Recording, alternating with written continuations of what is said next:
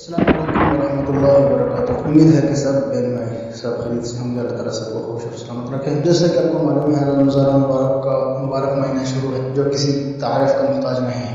رمضان مبارک کا ایک روزہ سال بھر کے 354 مسلسل روزوں سے زیادہ ثواب رکھتا ہے۔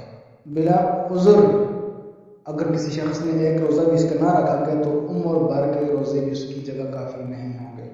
اگر کسی شخص نے ایک روزہ بھی چھوڑ دیا ساری زندگی رکھتا رہے اس اجر و ثواب کو نہیں پہنچ سکتا۔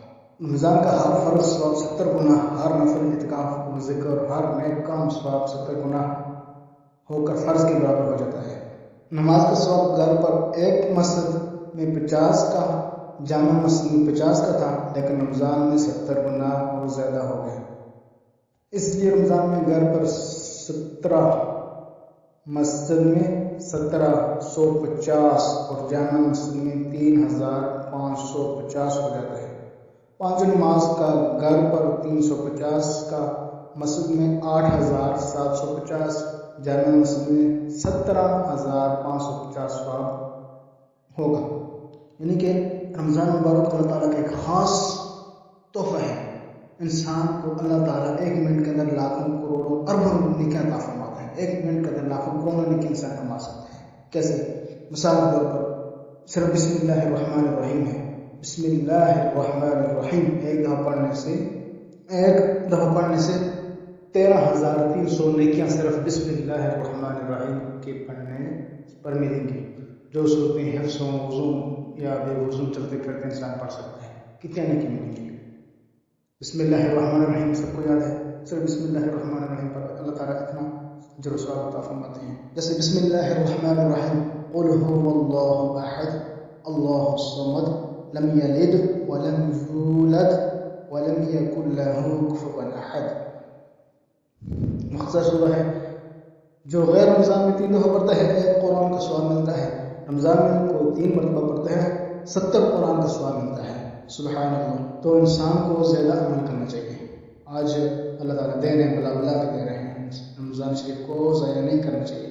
زندگی کا کوئی پتہ نہیں، اگلا رمضان یا مقدر یا نصیب، اگلا رمضان ہو ہم نہ ہوں، پھر کئی ہمارے دوست احباب، پچھلے ہمارے رشتہ دار پچھلے سال ہمارے ساتھ، اس سال نہیں، اگلے سال ہم نہیں ہوں گے۔ اللہ نے موقع دیا، اس سے بھرپور انسان کو فائدہ حاصل کرنا چاہیے، نہ کہ اس کو ضائع کریں۔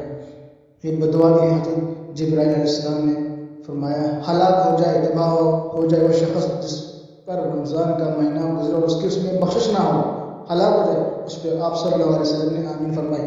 تو اسی لیے رمضان کو زیادہ سے زیادہ عبادت کرنی چاہیے، انسان عبادت میں اضافہ کرنا چاہیے، نوافل کا اہتمام کرنا چاہیے، قرآن کی زیادہ سے زیادہ کثرت سے تلاوت کرنی چاہیے، درود شریف کا اہتمام کثرت سے کرنا چاہیے، جو صورت انسان کو یاد ہو۔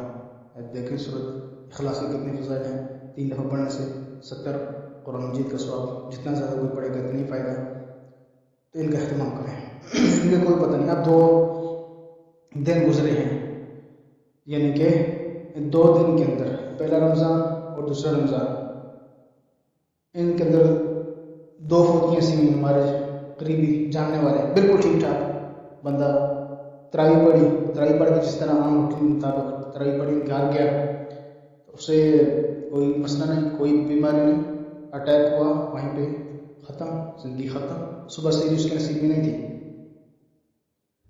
بہت اچھا انسان تھا، نیک انسان تھا، بیٹا اس کا حافظ قرآن تراویح سنا رہا تھا، تو وہ جمعے کی رات اس کی قبر میں، تو یہ زندگی اسے کیا پتہ نہیں جانا ہے۔ تو آج پھر ایسے ہی واقعہ پیش ہے، ہمارے پڑوس میں ساتھی ایک رہ کر گئے، اس کا بڑا بھائی فوت ہو گیا، ٹھیک ٹھاک صبح نکلا کام کے لیے، صحیح کی آپ نے روٹین مطابق کام پہ گیا، واپس گھر نہیں پہنچا، گھر میں آیا پتہ چلا کہ وہ اللہ کو پیارا ہو گیا۔ یہ زندگی ہے انسان کی۔ اب ہمارا عمر لگا ہوا ہے پیچھے، پتہ نہیں کب۔ اللہ تعالیٰ سے دعا ہے اللہ تعالیٰ ہمیں زیادہ نیک اعمال کرنے کی توفیق عطا فرمائے۔